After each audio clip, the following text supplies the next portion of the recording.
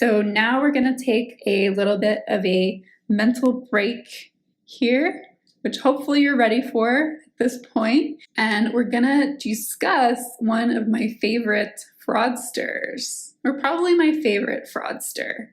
And there's nowhere really else, no good chapter to put this in, because it doesn't necessarily directly relate to anything we cover. So I decided to put it in chapter 17 so you could have a taste of this before we leave one another.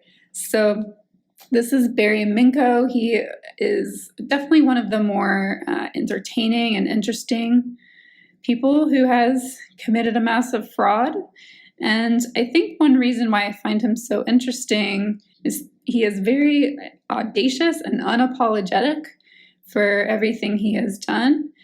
I also remember distinctly in my undergraduate, one of my undergraduate finance classes, for some reason, we spent at least 2 class periods watching a video of him in prison in his orange jumpsuit talking about committing all these frauds as part of ZZZZBest, the company he was running.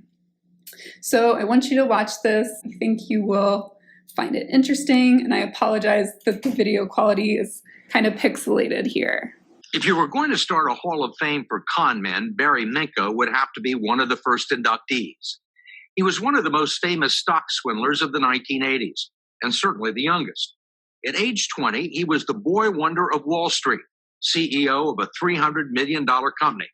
At 22, he'd been convicted of 57 counts of fraud and was off to federal prison. Now, at age 39, Barry Minkow is back in the spotlight, not for committing fraud, but for exposing it. He's seeking redemption as an evangelical minister and by going undercover to help federal law enforcement agencies crack a number of important cases, proving that when it comes to con men, it takes one to know one. Everything you say today, you're going to tell me the whole truth, nothing but the truth, right? Brings back memories. As well it should. 19 years ago, Barry Minkow perpetrated a con so audacious that it's still taught as a case study in business and accounting schools. Call me when the market closes. He founded ZZZZBest carpet cleaning when he was just 16 years old, then franchised it into a chain, and finally took it public. We clean carpets with such care, I'll guarantee the work and our price in writing. On paper, he was worth $100 million. He drove a Ferrari and even appeared on Oprah Winfrey, touting himself and his stock. Think big, be big. Really? End of story. I started with the best of intentions. Really, I can say that much. And when economic pressure reared its ugly head and I couldn't make payroll, I lied and stole and cheated. He borrowed money from the mob, cooked the books for accountants, and lied to investors about tens of millions of dollars in insurance contracts to restore buildings damaged by fire and water. We were claiming to be doing restoration jobs totaling in excess of $50 million. We weren't doing any. And so none. Well, I mean, I did like some toilet overflows at Mrs. Jones' house, but that certainly didn't constitute $50 million. How did you manage to convince bankers, lawyers, investors that this was on the up and up? By getting an auditing firm and getting them the paperwork and much to our shame, creating documents that would support earnings and contracts, 22,000 documents. All phony? Yeah, cutting and pasting, whiteout. What next? When a major accounting firm finally demanded to see one of the restoration jobs, Minkow found a brand new building in Sacramento, paid off a guard, and brought the auditors in on a Saturday morning. We'd give the guard $50 to recognize us. We'd bring the auditors in. They'd say, hi. And we'd walk up and say, yeah, we just did all this. We put signs about ZZZBest. It was like a Hollywood production. And we went to great lengths to fool and to deceive. But it worked. Temporarily. You know, most frauds, that's the way they are. I call it the second law of fraudodynamics. They go from order to disorder. They work, but it's not if you're going to get caught, but when. When it did collapse, he left investors holding the bag for $26 million, wiping out life savings and ruining lives. He spent 7 years and 4 months behind bars, and it was in the hole at Terminal Island in Los Angeles that he had an epiphany. When I was 1988 in prison, Thanksgiving dinner, I'm sitting there with a bank robber. His name's John Hensley. Great guy. 50-some-odd years old. He's got spiderweb tattoos here. There's a toilet here. Here's the bunk. Here's Hensley. They feed me Thanksgiving dinner through a hole in the door, and they nuke it. The salad and everything, because by the time it got to the hole from the kitchen, it was cold, so they nuke it. Salad and all, Jell-O and all. I look at Hensley. I look at the nuked Jell-O. I look at the toilet. I look at the door that don't open, and I'm thinking, maybe it's me. Maybe there's something wrong with me. Maybe when they go to all this trouble to put you in a place like this, you better do some changing. And he did. He earned master's degrees in religion and divinity and now preaches to 1,400 parishioners at his community Bible church in San Diego. But he doesn't go near the collection box. The better part of wisdom says alcoholics shouldn't be bartenders. I just don't want any part of it. Do you talk about your sins? All the time. Evangelism has been known to be a refuge for con men. Yeah. Our church, we're not like that. We tell people who are visiting not to give. Do you think Barry has really changed, or no? We're going to find out in part 2. It's Gordon Greenberg, prosecutor who helped put him behind bars. I actually had great hopes for him. I truly wanted him to be reformed, but my gut was worrisome because I was worried that he had a personality type that what we call sociopaths.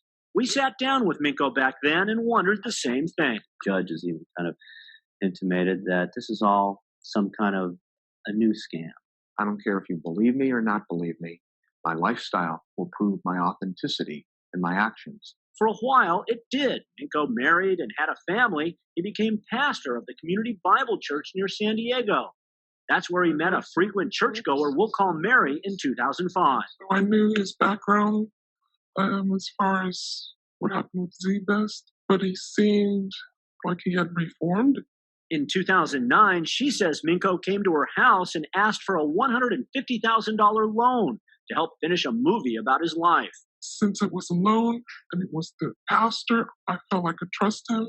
Mary says she eventually gave Minkow almost $300,000, mostly from her home equity line of credit for various business ventures. He gave her promissory notes and checks that turned out to be worthless. Now she could lose her house. He's a very good con man. He's very convincing.